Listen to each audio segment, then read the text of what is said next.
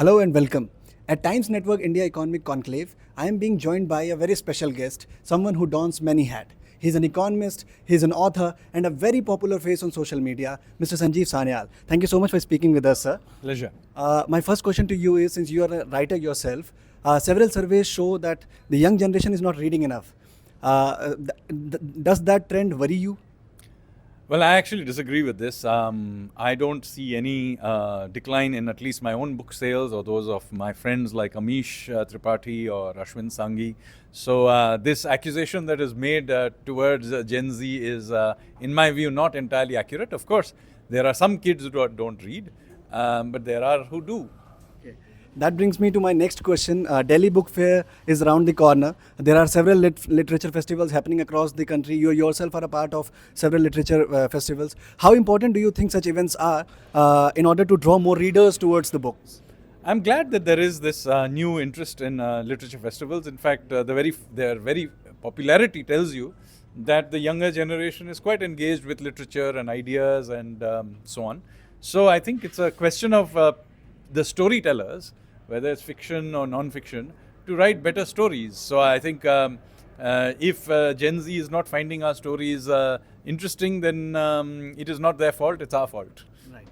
And also, sir, decolonization is a very important issue these days. Prime Minister himself raised the Macaulayan mindset and its impact on our development.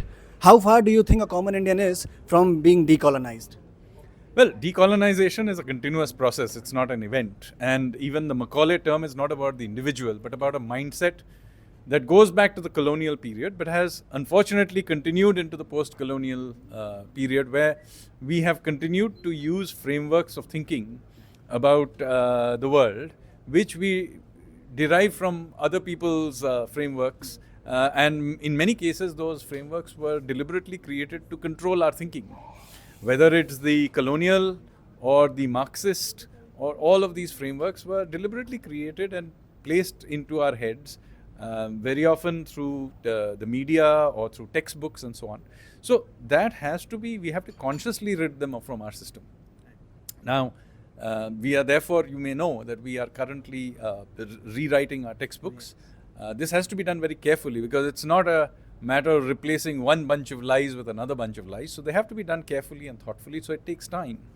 But similarly, even in, for example, Bollywood, for a long time, the narratives in Bollywood were controlled essentially by, criminal mafia groups who finance these, this industry.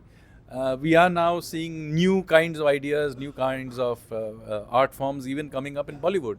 So there is a breakup of the old framework, and you're seeing a lot more Indian, indigenous storytelling, ideas, intellectual frameworks coming up. And that's a good thing. Right. But that is, I would warn you at the same time, this is not to suggest that we reject any and every idea coming from outside.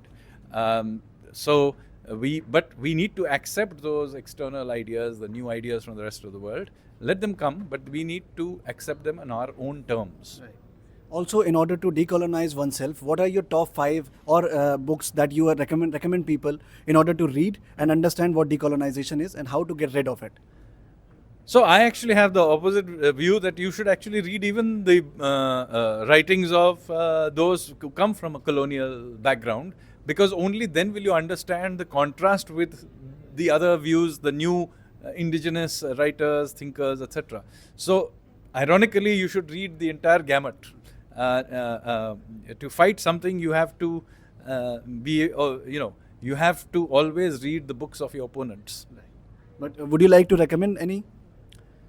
Well, I mean, there is a huge number of great writers. For example, I would say Vikram Sampath is a fantastic historian.